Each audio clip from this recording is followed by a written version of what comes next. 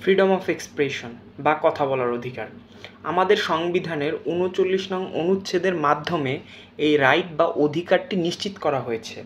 কিন্তু অতীতের ১৫-১৬ বছর স্বৈরাচার সরকার এই রাইটটি বা জনগণের এই অধিকারটি ব্যাপকভাবে ভায়োলেট করেছে।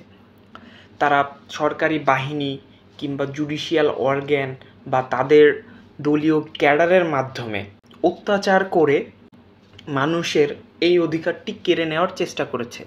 স্বৈরাচার সরকার সবসময় মানুষের কথা বলাকে ভয় পায়। সো ভবিষ্যতে যেন স্বৈরাচার সরকার প্রতিষ্ঠিত না হতে পারে, এর জন্য আমাদের সবাইকেই এই রাইটটি এক্সারসাইজ করতে হবে। আবরার ফাহাদের যে হত্যাটি হয়েছিল, তার হত্যাটি কেন হয়েছিল?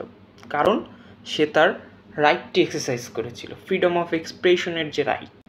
রাষ্ট্রের কোনো পদক্ষেপকে ক্রিটিসাইজ করে সে একটি ফেসবুকে পোস্ট দিয়েছিল।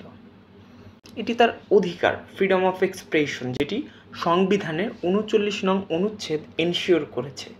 কিন্তু শেষমেশ কী হলো? দলীয় ক্যাডারদের মাধ্যমে তার হত্যা সংগঠিত হলো। এখন আমাদেরকে মনে রাখতে হবে যে এই অধিকারটি আমাদেরকেই এনশিওর করতে হবে।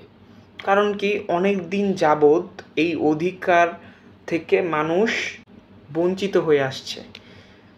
আগে অল্প সংখ্যক মানুষ এই অধিকারটি এক্সারসাইজ করার চেষ্টা করা হতো এবং তাদের এগেনস্টে অত্যাচারের পরিমাণটি বেড়ে যেত। কিন্তু রেভলিউশনের মাধ্যমে একটি ব্যাপক চেঞ্জ আমরা দেখতে পাচ্ছি।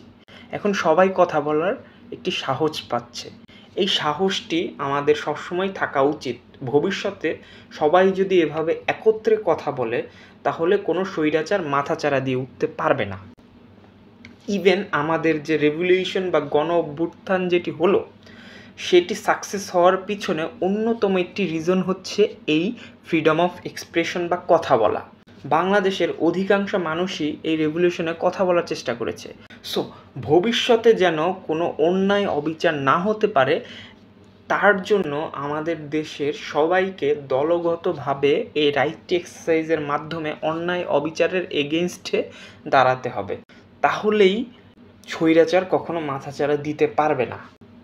সো আর্টিকেল 39 অত্যন্ত গুরুত্বপূর্ণ একটি ইস্যু। আমাদেরকেও এই রাইটটি পুরোদমে এখন এক্সারসাইজ করতে হবে। একটি কাস্টম বা প্রথা তৈরি করে ফেলতে হবে এই ফ্রিডম অফ এক্সপ্রেশন বা কথা বলার অধিকারের যে বিষয়টি আছে সেই বিষয়ে। তাহলেই একটি সুন্দর বাংলাদেশ গড়ে তোলা যাবে।